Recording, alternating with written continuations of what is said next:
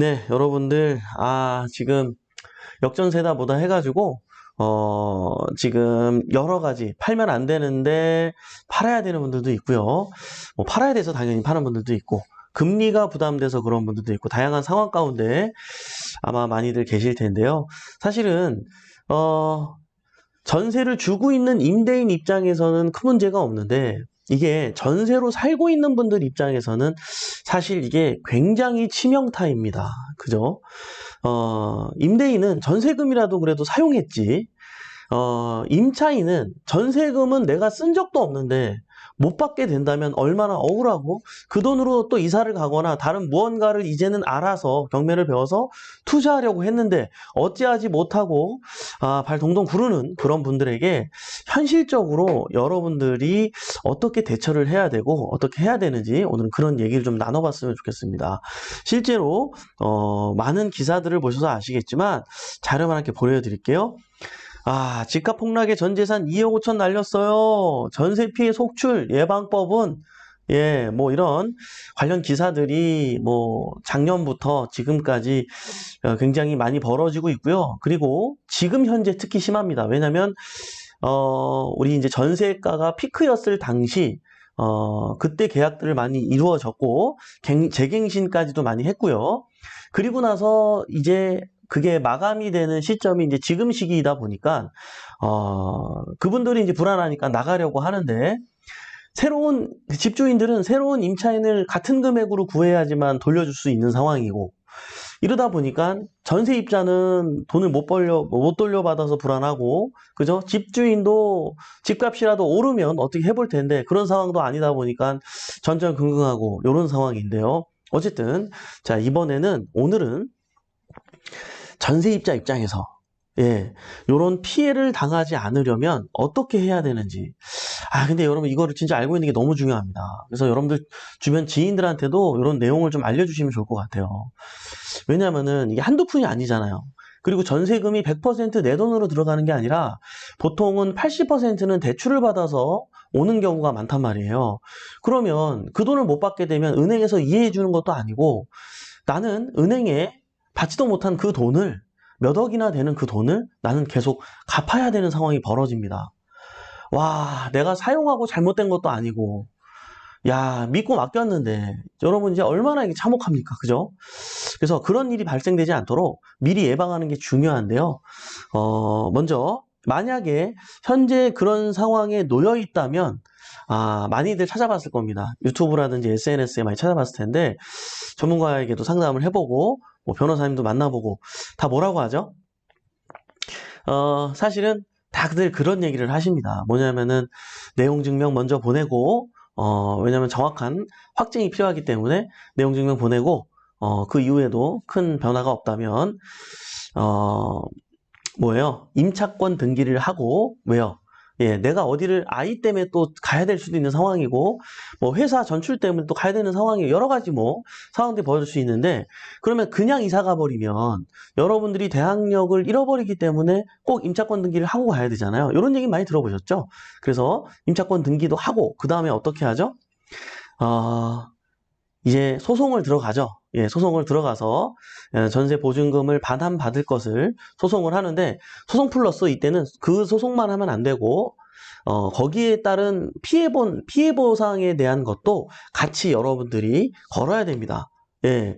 뭐 다양한 피해가 있을 수 있겠죠. 제때 받지 못해서 그게 이제 1년 후에 받을지 2년 후에 받을지 모르겠지만 그때까지 어떤 발생될 이자 부분에 대한 거 그리고 내가 어딜 가서 갔어야 했는데 가지 못함으로써 발생된 어떤 손해 부분 그리고 이렇게 소송을 걸게 된 이 소송 비용까지도 이 모든 거를 여러분들이 함께 청구해야 된다. 이렇게 받아주겠다. 보통은 그렇게 얘기를 하고 사실 변호사님들하고 상담을 해도 다 그런 쪽으로 얘기를 많이 하는데 왜냐하면 변호사 선생님들도 어때요? 일을 수임을 해야 돈을 버는 직업이잖아요. 그래서 대부분은 그런 쪽으로 가이드를 해드리는 경우가 많은데 사실은요, 여러분 일단은 어떻게 하냐면 그런 상황이 오면 우리가 할 수 있는 노력을 다 기울이고 도저히 안 됐을 때 그런 선택을 하는 거지 처음부터 애초에 바로 그렇게 한다. 예, 그 서로에게도 너무 AI적이고 너무 좀 이게 감정 싸움이 될 수도 있고 이게 누군가가 서로 간에 원한을 갖게 한다는 거는 내 행복이나 누구에게 모두에게 좋은 건 아니니까 우선 우리 입장에서 노력하는 단계들이 있습니다. 오늘은 그 얘기를 한번 해보고 싶은데요. 일반적으로 내가 이제 계약이 만기가 되면 세 가지 타입으로 주인들이 반응을 합니다. 첫 번째 뭐라 그래요?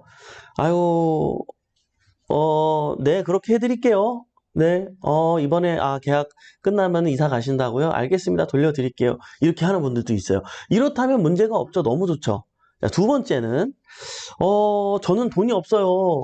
예, 임차인분 죄송합니다. 그러면 제가 세를 놓을 테니까 이렇게 해서 바톤 터치 해가지고, 이렇게 우리 이사 가시는 걸로 하시죠. 예, 이렇게 나오는 유형이 사실 대부분일 거예요. 그죠? 네, 그리고요, 세 번째. 일단 저도 대책은 없는데 일단 좀 알아보겠습니다. 뭐 이렇게 이제 얘기하는 유형도 있어요.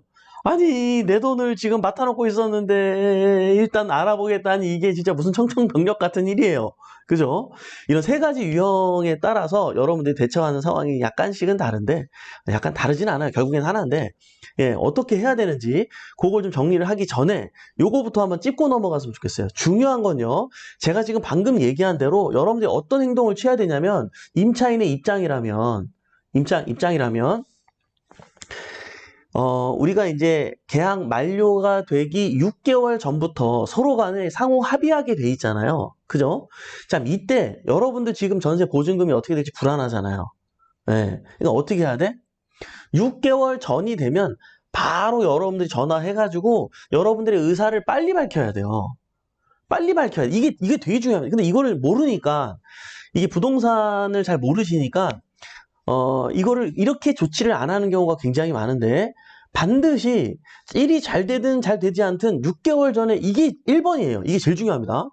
예. 그래야 상대방도 인지를 하고, 뭐 준비하려면 준비하고, 서로 전세를 구한다 그래도 한 달 만에 구해지는 건 아니잖아요. 미리 내놓는 게 훨씬 유리하잖아요. 그리고 이 금액에 내놨다가 너무 비싸면 좀 작게 해서 좀 내놓으시죠. 이렇게 얘기할 수도 있고, 어떤 조율이 가능한데, 여러분도 잘 모르고 있다가 갑자기 두 달 전에, 한 달 전에, 맞다. 제가 말씀 못 드렸네. 저 이사 가야 돼. 이렇게 하면 안 된다는 거예요. 그러니까 지금 혹시 이런 상황 가운데 계신 분들은 빨리 날짜를 보세요. 자, 물론 보세요, 여러분. 뭐 여러분들이 뭐 허그에 보증보험을 들었다든지 뭐 이런 상황이라면은 상관없죠. 집주인의 어떤 그 행동하고 무관하게 일단 보험을 들어놨고 그 보험에 의해서 여러분들 보증금 돌려받을 수 있으니까 나머지 이제 허그가 책임지고 나머지 일 처리를 하죠. 자, 근데 중요한 건 자, 허그 쪽에도 잘 알아봐야 돼요. 보증보험도 잘 알아봐야 돼요. 내가 지금 이게 처음 계약 조건을 잘못 따라가지고 못 받는 분들도 간혹가다 유튜브에 나오는 거 여러분들 보셨나요? 예? 내가 지금 만약에 6개월 후에 나가려고 하는데 이분이 만약에 주인이 안 줬을 경우에 내가 보증보험을 잘 돌려받을 수 있는 상황인지 이거에 대해서 보증보험 들었던 곳에 전화해가지고 다시 한번 확인 받으세요. 받으세요. 이제 요즘에는 분위기가 보증보험을 안 들어주면 그 집에 전세로 안 가죠. 예, 여러 가지 이제 뉴스를 통해서 많은 사람들이 알게 됐습니다. 그런데요, 지금 시점 자체가 보증보험을 잘 안 들었던 분들도 지금 역전세를 맞은 분들도 있어서 그래요. 예, 그래서 그런 분들은 이 내용에 더 집중해 주시기 바랍니다. 자, 그러면 다시 넘어와서 세 가지 케이스가 있다 그랬잖아요. 첫 번째 케이스는 뭐죠? 네, 그렇게 하세요. 예, 라고 했어요. 그러면 여러분들 뭐라 그래야 돼요? 예, 감사합니다. 그러면 제가 그때, 미리 2달 전부터, 이사 계획을 잡아서, 갈 곳을 정하고 움직이게 될 것 같으니까, 그때 일정에 맞춰가지고 잘 부탁드리겠습니다. 이제 이렇게 언지를 꼭 해주셔야 돼요. 왜냐면은, 네라고는 했는데, 일단 네라고 해놓고, 그게 또 성격에 따라 다르거든요. 진실은 그게 아닌데 내라고 하는 분들이 가끔 있어요. 그래서 예, 그럼 저는 그때 꼭 나갈 거니까 이렇게 잘 좀 부탁드립니다. 그래서 제가 꼭 이렇게 이러만저만해서 이렇게 이사를 가야 하는 상황이고요. 또 학군 때문에 제가 이렇게 해서 애 때문에 또 꼭 가야 되고 그때 꼭 짐을 빼야 됩니다. 이런 걸 좀 강조해가지고 좀 부연 설명을 해줘야 돼요.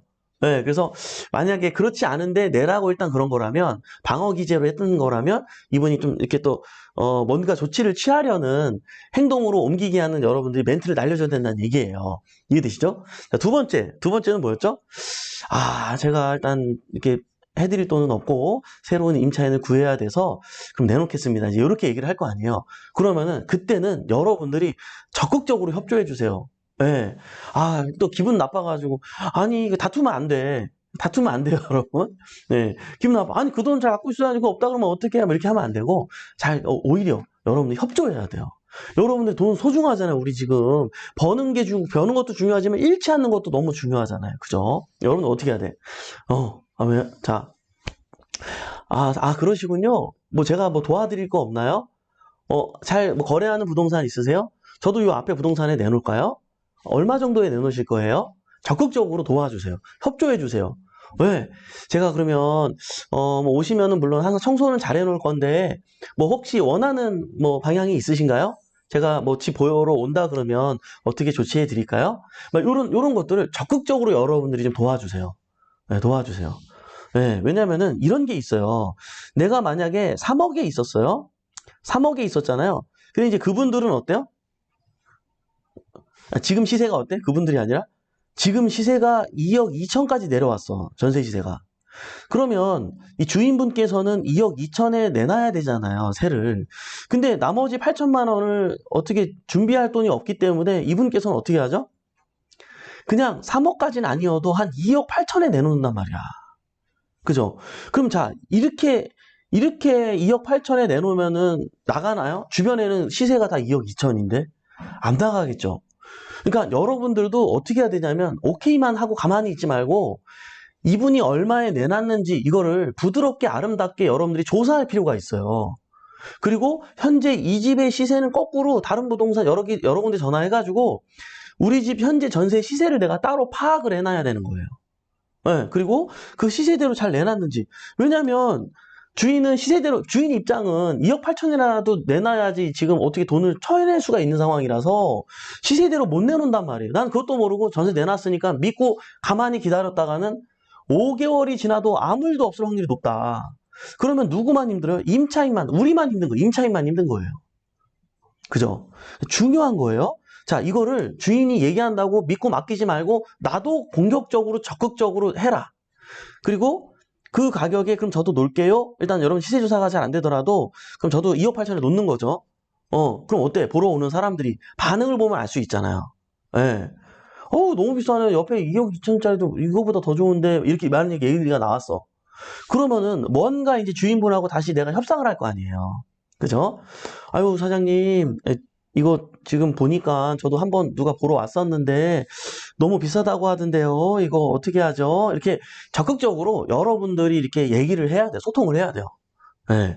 이해되시죠? 이거 되게 중요한 전략입니다. 예. 이거를 언제부터? 계약 만료 6개월 전부터, 그러니까 얼른 해야지. 얼른. 자, 그리고요. 뭐 요거까지는 요렇게 이제 여러분들 운영하면서 나중에 뭐 내용 증명 보내고 소송까지 가고 막 이런 일을 하기 전에 이런 노력을 일단 기울이면 웬만하면 처리되는 경우도 많기 때문에 말씀을 드리는 거예요. 왜요? 기간이 또 6개월이나 있고 한두 달 해보다가 안 되면 이 주인분도 다른 방법을 생각하기 시작한단 말이에요. 왜냐면 해줘야 되니까. 그러면 무슨 생각까지 하냐면 그냥 팔아야 되나? 그래도 매매가는 3억 5천이니까 그냥 팔아야겠다. 차라리, 그러니까 이게 미리미리 이런 것들을 생각에 이르게 만들고 움직이게 하게 하기 때문에 6개월 전에 바로 움직인 게 이게 이렇게 중요한 거예요. 이해되시죠? 자, 그리고, 자, 거기까지는 괜찮은데, 요런 상황이 좀 많이 힘듭니다. 어떤 상황이냐면요. 이제 아까 처음에 얘기했죠. 세 번째 케이스. 그래요. 이제 이분은 이미 알고 있는 거지. 역전세가 많이 났고, 3억에 들어오긴 하셨지만 지금 전세가 2억 2천밖에 안 되고 또 매매가가 또 3억이야. 그러니까는 3억에 팔려도 지금 힘든 상황이 여러 가지 이제 이분도 뭘 좀 아는 사람이야. 그러면 일단은 알겠습니다. 제가 뭐 일단 뭐 알아볼게요. 이렇게 뭔가 불투명하게 얘기하는 경우도 있단 말이야. 사실 이게 좀 가장 위험해요. 네, 그죠? 네, 이분 입장에서도 뭔가 좀 알기 때문에 이런 얘기를 하는 거거든요. 사실은 그때 여러분들이 우선은, 그러면 뭐 세를 놔볼까요? 그럼 뭐 매매는 어떻게 되는데 매도 그럼 하실 의향은 없나요? 제가 이거 저도 또 돈을 받아야 되는데 사장님 어떻게 좋은 방법이 뭐 생각하시는 게 있을까요? 이렇게 좀 여러분들이 적극적으로 상대가 부담되지 않게 또 자극해가지고 뭐 이거 책임져야지 막 이렇게 하지 말고 여러분들이 그렇게 부드럽게 당황하지 말고 막 이제 기분은 안 좋지만 꾹꾹 누르고 여러분들이 현재 이 주인분의 마음 상태가 어떤지를 파악을 해야 돼요. 파악을 해야 됩니다. 예. 어, 주변에 생각보다 어렵지 않은데 이렇게 생각하는 분들도 있고 진짜 어려워서 이렇게 하게 하는 분들도 있거든요. 예. 그러니까 의외로 여러분들이 대화를 해보면 아무것도 아니고 이렇게 하면 되는데 몰라서 못하는 분들도 많아요. 그러니까는 우선은 그 마음 상태를 여러분들이 꼭 파악할 필요가 있다. 예. 그리고 뭐 어찌저찌 해도 만약에 상황이 안 되면 여러분들이 제가 지금 앞에 보여드린 글처럼 최후 통첩은 해야 됩니다. 근데 이런 상황까지 오면은 안 되고, 그러나 최악의 경우에는 반드시 이렇게 메시지라도 남겨야 돼요. 이런 이야기를 여러분들이 전화로 얘기하는 건 좀 그렇고, 메시지로 보내는 게 가장 좋습니다. 메시지로 보내면요, 뭐, 이게 딱 들으면 본인이 들린 것만 이해할 수가 있기 때문에, 근데 메시지를 보내잖아요. 그럼 어떤 상황이 벌어져요? 이해가 안 된 건 두 번, 세 번 읽어봐요. 어떤 의도지? 어떻게 하겠다는 거지? 무슨 생각이지? 요거를 내 마음을 충분히 알아듣습니다. 그래서 여러분, 때로는 전화 통화를 직접 하는 것보다 상대한테 문자를 주는 게 더 효율적일 때가 바로 이럴 때예요. 이해되시죠? 가끔 대화가 안 돼서 그냥 문자를 보내는 경우도 있긴 한데 그런 걸 떠나서 사실은 전달력을 높이는 건 대화보단 문자입니다. 사람은요, 생각보다 내가 듣고 싶은 것만 들어하는 경향이 많다고 해요. 이건 이제 인지심리학자, 뇌과학자 이런 분들이 얘기해 주셨던 내용인데요. 저도 이렇게 뭐 대면해 보고 협상해 보고 생각해 보면 맞는 말인 것 같아요. 나 분명히 이런 얘기를 했는데 그분은 내가 언제 그런 얘기를 했냐고. 근데 그분이 진짜로 일부러 모르는 척 하는 게 아니라 그 원래 사람이 좀 그럴 수 있대요. 그래서 여러분들 중요한 전달이 필요한 때에는 문자를 활용하는 게 훨씬 낫다. 라는 강조 말씀 드리고요. 이렇게 한번 읽어볼게요. 보증금 반환이 확정되지 않아 조금 답답하네요. 예. 일단은 이런 말보다는 그 앞서서는 여러분들이 좀 인사를 좀 주시면 좋겠죠. 아, 날씨가 오늘 같은 날이에요. 갑자기 겨울이 왔는지 오늘 날씨가 많이 추워서 혼났어요. 예. 어떻게 잘 또 따뜻하게 보내셨는지 모르겠네요. 별거 아니지만 여러분, 뭐 그냥 근데 그게 기분 나쁠 일은 아니기 때문에. 예. 뭐, 그 영혼 없는 인사, 뭐, 그게 아니라, 그래도 상대가 이렇게 좀, 나의 이 긴 글을 앞으로 읽어나가는 데 있어서, 이게 받아들이기가 불편하지가 않게 하는 게 중요하잖아요, 여러분. 그러니까, 여러분 목적만 딱 얘기하는 분도 있어서 그래. 그렇게 하지 말고요. 요렇게 인사 멘트를 하나 넣어주시고 그 다음에 이제 요렇게 들어가는 거예요. 보증금 반환이 확정되지 않아 조금 답답하네요. 이런 것도 진짜 너무 화가 나네요. 이렇게 하면 안 되고 아름답게 뭐든지 아름답게 상대의 마음도 그러려고 그런 건 아니잖아요. 그러니까 여러분들이 요렇게 좀 아름답게 표현해 주시는 게 좋다. 감정을 살짝 건드려 보자 이런 얘기예요. 그래서 뭐라 그래요? 이사 계획에 차질이 생길까 염려스럽습니다. 예, 언어 표현 얼마나 좋습니까? 그죠? 이제 내가 이사를 가야 되는데, 이게 지금 계획하고 있는 일정들이 있는데, 차질이 생길까봐, 좀 염려스럽습니다. 그죠? 이 언어 속에서 좀 유함이 느껴지죠? 아름다운 어떤 언어 전달력, 그죠? 자, 그리고 또 마지막에 깨알같이 뭐라 그래요? 물론 주인분께서도 사정이 있으시겠지만요. 충분히 이해합니다. 여러분, 어때요? 앞으로 일어날 일에 대해서, 좀 읽을만 하잖아요. 임대인 입장도 좀 그러니까 많은 이제 생각이 들겠지만, 예. 요게 이제 감정을 건드리는 부분이 되는 거죠. 근데 이제 감정은 감정이고, 일단, 정확하게 그 가운데에서도 정확한 팩트는 전달이 돼야 되기 때문에, 본론으로 들어갑니다. 이사에 최소 2달의 여유 기간이 필요합니다. 예. 이걸 이제 전달해 주는 거죠. 그래서 미리 내가 움직여야 된다는 거를 강조하는 거예요. 그래서 이분이 좀 더 경각심을 갖게. 만기가 돼서야 움직이게 하는 게 아니라, 그죠? 저희는, 뭐, 예를 들어서 날짜는 그냥 제가 적은 거예요. 5월 6일쯤, 다음 집을 찾아서 계약할 예정입니다. 예.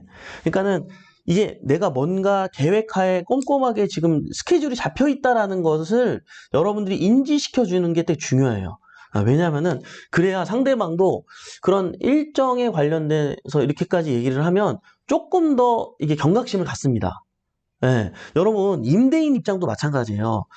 이 임차인이 월세를 이렇게 좀 며칠씩 꼭 안 내는 건 아닌데 하루 이틀 3일씩 늦게 내는 그 분들이 있어요. 또 꼬박꼬박 내는 자동이체 해가지고 꼬박꼬박 내는 분도 있고 아니면은 말을 해야 늦는 분도 있고 다양한 분들이 있거든요. 예, 근데 이게요, 이분들이 10명의 주인들과 상대하면 10명 모두에게 이렇게 행동할 것 같아요? 안 그렇습니다. 유하게 나오는 사람한테는 유하게 행동하고요. 깐깐하게 나오는 사람한테는 본인도 경각심을 가지고 깐깐하게 대우해줘요. 여러분, 이거 되게 중요한 거예요. 여러분, 남자는 누가 하기 나름이에요? 여자 하기 나름이잖아요. 저도 공감합니다. 그거 진짜 공감해요. 예? 여러분들도 솔직히 지금 이 방송을 보는 여성분들 자신 있잖아요. 그죠? 뭔 말인지 알죠? 그죠? 이거 진짜 중요한 거예요. 그래서 임차인분 관리할 때도 임차인분이 기분이 나쁘지 않게 딱 하루만 늦어도 바로 문자 보내야 돼요. 바로 문자 보내야 돼요. 이거 여러분들이 유하게 놔주면 안 돼요. 그러면 아유 바로 연락 오네. 아유 이거 늦지 말고 줘야겠다. 다른 집은 몰라도 우리 집은 경각심을 가지고 지킨다니까 약속을. 그러니까 여러분들이 이렇게 내가 꼼꼼한 사람이고 계획에 의해서 움직여지는 사람이라는 것을 어필할 필요가 있어요.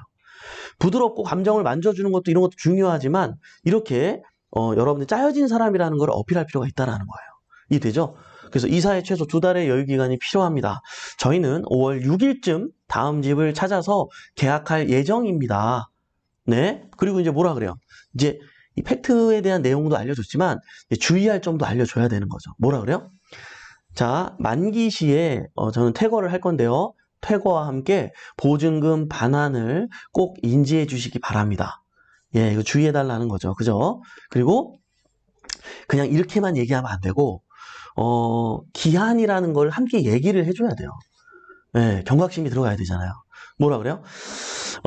선생님, 만약에 4월 1일까지 확답이 없으시다면 추후에 보다 정식적인 방법으로 보증금 반환을 요청드리겠습니다. 예, 뭐 부드럽게 다 이런저런 얘기를 했지만 사실 현실적으로 우리 입장에서 이런 스케줄을 가지고 움직이기 때문에 이러이러한 상황이고 이게 안 되면 이렇게 할 내용이다. 이게 이제 부드럽게 표현한 거죠. 사실 뭐라 그런 거예요? 추후에 보다 정식적인 방법으로 보증금 반환을 요청드리겠습니다. 굉장히 공손하잖아요. 그죠? 사실은 이게 뭐 한다는 얘기예요? 소송 걸겠다는 얘기죠. 그죠? 내용 증명 보내고 순서대로 이제 진행하겠다는 얘기인 거죠. 근데 그렇게 얘기하기보다는 이 언어 표현이 얼마나 유합니까? 그죠? 유하지만 조금 명확하게 전달하는 느낌이 들잖아요. 여러분들이 꼭 이렇게 아름답게 표현을 하시면 좋을 것 같아요. 그리고 마무리도 꼭 이 공감하는 멘트가 반드시 필요합니다. 뭐라 그래요? 애쓰시는 모습 깊이 알고 있지만 상황이 여의치 않은 점 양해 부탁드립니다. 예. 선생님도 진짜 힘드실 텐데 잘 이렇게 조율이 될 수 있게. 그러면 이분이 이제 다른 부동산도 한번 저기서 대출 받아서 줄까? 약관 대출 받아야 되나? 이제 뭔가 방법을 이렇게 저렇게 생각을 할 거란 말이에요. 그죠? 아니면 이걸 조금 손해보더라도 매도해가지고 부족한 건 내가 채워서 줄까? 다양한 생각들을 할 거란 말이에요. 그러니까 이렇게 여러분들 뭐가 들어갔어요? 팩트도 있고 주의할 점도 얘기했고 기한도 이제는 우리가 정확하게 명확하게 뭔가 다 제시했잖아요. 근데 앞뒤로는 어떻게 했어요? 아름답게 우리가 어디까지나 이건 원만하게 서로의 어떤 입장 차이가 있고 하기 때문에 이러한 부분에 대한 거를 아름답게 잘 앞뒤로는 꼭 마무리를 또 처음에는 이렇게 꼭 여러분들이 전달을 해줘야 이게 일이 잘 풀립니다. 이런 게 있어요. 이게 파산이 돼도 정말 어떤 사람이 회생 신청을 하고 어떤 안 좋은 상황이 벌어지더라도 야, 이 사람 건 해결해 주자. 그 와중에도 그런 게 있다니까요. 예? 이 사람 건 해결해 주자 이게 있다니까. 평소에 그래도 참 이렇게 잘해 주시고 이런 상황이 벌어져도 막 화내지 않고 이렇게 공손하게 이렇게 배려하면서 얘기하고 그래도 좀 여러분들 그런 사람 있잖아. 내가 좀 이 사람은 내가 좀 손해보더라도 좀 이게 좀, 요거를 좀 싸게 팔아주고 좀 사게 해주고 싶다. 뭐 이런 분도 있잖아. 예? 이 사람은 10원도 깎아주기 싫어. 이런 분도 있고, 다양한 상황이 벌어지잖아요, 여러분. 그죠? 이게 다 누구 하기 나름이다? 나 하기 나름이다. 예, 여러분. 물론, 여러분, 어떻게 해야 돼요? 뭐, 이렇게 해도 저렇게 해도 못 받으면, 당연히 법적인 절차로 진행을 해야 됩니다. 해야 되는데, 사실, 이렇게까지 가지 않고 여러분들이 제가 말씀드린 이런 노력들을 미리 하게 되면 그렇게까지 오는 상황이 안 만들어질 확률이 높아요. 높기 때문에 우선 우리 입장에서 왜냐면 이게 진짜 만기가 되고 해결이 안 돼가지고 소송 걸고 그러면 이게 경매로까지 나오기까지 또 한 1년 걸린단 말이에요. 1년이 걸려요. 그럼 나는 그 기간 동안 그 돈도 사용 못하고 또 나는 또 이중 피해를 받는 거잖아요. 그죠? 그래서 기왕이면 요렇게 다시 한번 강조합니다. 뭐라고요? 6개월 전에 그죠? 만기 6개월 전에 빨리 물어봐야 돼요. 여러분이 적극적으로 빨리 물어봐야 됩니다. 알겠죠? 근데요, 이제 여기까지는 이제 우리 임차인들이 보증금을 받아야 되니까 그런 부분에 대한 얘기고 사실 제일 중요한 게 있어요. 제일 중요한 게 뭘까요? 여러분들이 전세 살면 안 돼요. 네, 전세를 살면 안 돼요. 이게 있어요. 경제적 자유로 가시고 또 레버리지를 일으키면서 재테크하는 모든 분들은요. 전세로 살지 않아요. 네, 왜냐면 돈이 아까워요. 아깝다니까요.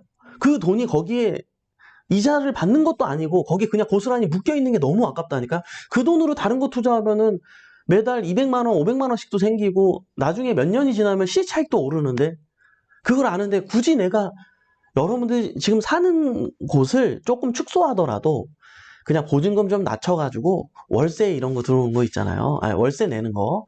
월세집으로 가서 잠깐 사는 한이 있더라도 전세는 안 살았으면 좋겠다.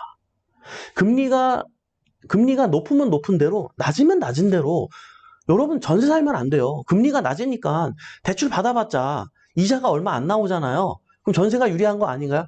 그거는 너무 수학적인 얘기예요. 현실적으로 재테크적인 입장에서 생각해 볼까요? 금리가 낮으니까 그 돈을 나는 보증금 거기 3억에서 2천에 얼마짜리로 이사 가고 2천에 80짜리로 이사 가고 나머지 2억 8천을 금리 싸니까 대출 이만큼 껴가지고 10억짜리 다가구 낙찰 받았어. 예를 들어서. 그럼 거기서 월세가 몇백만 원씩 들어오는 거 아니요. 그죠, 여러분? 예, 월세도 들어오고 나중에 또 시세 차익도 기대해 볼 수 있는 물건도 많고 그걸로 뭔가 지지고 볶고 할 수 있는 거 아니에요. 내가 이거를 대출을 받아가지고 그죠, 여러분? 대출을 받아가지고 이자를 이렇게 원래 한 100만 원 내던 거를 70만 원밖에 안 내서 행복한가요? 그게 행복한 게 중요한 게 아니라 그 목돈을 가지고 내가 다른 걸 투자해서 더 많은 부를 창출할 수가 있는데, 그죠? 금리가 싸니까 더 대출을 해야 되는 거예요. 어떨 때는 금리가 쌀 때는 전세가 유리하고, 금리가 높을 때는 월세가 유리합니다. 그게 아니라는 거지. 금리가 쌀 때나, 금리가 비쌀 때나, 내 돈이 거기에 묶여 있다는 것이 슬퍼야 되는 거예요. 이해되시죠? 전세는 무조건 살지 마라. 무조건 이 자본주의 사회에서 이 금융을 이용하는 이 사회에서 너무 이거는 뒤처진 상황인 거예요. 여러분, 활용하지 못하는 너무 안타까운 상황인 거예요. 네, 여러분. 자, 이게 1번이고요. 그리고 사실은 이게 2번이고 가장 중요한 건 여러분, 경매 공부하세요. 경매 공부하세요. 저도 제가 민법이 경매인지 몰랐어요. 그것도 몰랐어요. 근데 경매하다 보니까 이런저런 경험들을 하게 되고 민법을 알게 되고 막 이렇게 하면서 이게 여러분들이 만약에 경매 공부가 돼 있었다면 이렇게 전세 사기 이런 일을 당할 일이 없었을 거예요. 애초에 검토를 하고 제대로 계약하고 모든 걸 검토한단 말이에요. 예를 들어서 이런 거예요. 내가 만약에 전세로 들어가더라도 어떻게 해요? 계약서를 그냥 계약서만 쓰는 게 아니라 불안한 요소에 있는 것들을 다 확인하죠. 뭐가 있어요? 당해세, 지방세는 아무리 근저당이 없더라도 대항력 있는 임차인보다 돈을 먼저 받아가잖아요, 여러분. 그런 물건은 여러분 낙찰 잘 안 되는 거 알죠? 그래서 저희 같은 사람들이 그런 거 조사해가지고 낙찰 받고 막 5천만 원, 1억 정도 벌고 단타로도 막 그렇게 하고 있잖아요. 자, 그러면 어떻게 해야 돼? 대부분, 자, 이런 거는 중개사님들도 확인을 잘 안 한단 말이에요. 계약할 때 뭘 확인해야 돼? 당해세하고 지방세가 밀리지 않았는지 확인해야 돼요. 뭐만 확인하면 될까요? 내가 전입을 오늘 할 거잖아요. 오늘 하기 이전부터 밀려 있었던 돈은 만약에 이 집이 경매를 당하면 그 돈은 먼저 받아가는 돈이기 때문에 대항력 있는 임차인인 나보다, 그죠? 그런 상황이 벌어지기 때문에 정확하게 확인을 해야 된단 말이에요. 그러면은 뭐를 요구해야 돼요? 여러분들 은행에서 대출 받을 때 은행에서 뭐 내라 그러죠? 국세 완납증명서, 지방세 완납증명서 제출하라 그러잖아요. 예. 그래서 사실 여러분들 입장에서 그것도 확인을 해야 돼. 이게 어떤 경우는 막 1억, 2억, 3억 막 이렇게 돼 있어가지고 경매를 당해도 이거 받고 대항력 있는 임차인이 돈을 받는 거를 알고 아무도 입찰을 안 들어온단 말이에요. 그럼 나는 분명히 대항력이 있었는데 그게 중요한 게 아니라 세금 때문에 돈을 못 받는 상황이 벌어지는 거예요. 자, 제가 얘기한 게 너무 어려워요. 잘 모르겠어요. 그러면 어떻게 하면 돼? 최우선 변제금만 확인하면 돼요. 자, 세 번째. 최우선 변제금만 확인해라. 자, 소액 임차인 기준과 최우선 변제금이라는 게 있는데 소액 임차인 기준은 의미 없어요. 지금 서울 같은 경우는 1억 6천 이하가 소액 임차인일 거예요. 예? 자, 근데 소액 임차인에 들어간다 그래서 그 1억 6천만큼을 다 받는 게 아니야. 그 중에 가장 최우선 변제인 5,500만 받아요. 5,500만. 그러니까 1억 6천에 있으면 안 되고 어떻게 해야 돼? 5,500만 원의 보증금만 가지고 있어야 돼요. 응? 그러니까 아무리 집이 많고, 대출이 많고, 대항력이 없고, 세금이 많아도 사실은 여러분들이 어떻게 하면 돼요? 그 집에 5,500만 원의 반전세로 들어가면 그거는 무조건 안전해요. 다 상관없어. 경매를 당하게 되면 어때요? 5,500만 원은 최우선적으로 먼저 주기 때문에. 이해되시죠? 예. 그래서, 아예 초보자 입장에서는 이 내용도 헷갈릴 수 있는데, 사실 굉장히 중요합니다. 지금 요즘에, 역전세 때문에 이 보증금 문제로 이런저런 문제가 있으신 분들 많이 계실 것 같은데, 요러한 부분들 체크하면서 여러분들이 미연에 방지할 수 있도록 노력하시기 바랍니다. 자, 오늘도 이렇게 유한한 인생에서 소중한 시간을 함께 해주신 여러분 대단히 감사합니다. 매일 아침 행복한 부자가 되고 싶다면 굿모닝 경매와 함께 하시죠. 저는 또 내일 아침에 활기찬 모습으로 찾아뵙도록 하겠습니다. 지금까지 백복션의 이성재 멘토였습니다. 우리 같이 잘 됩시다. 화이팅!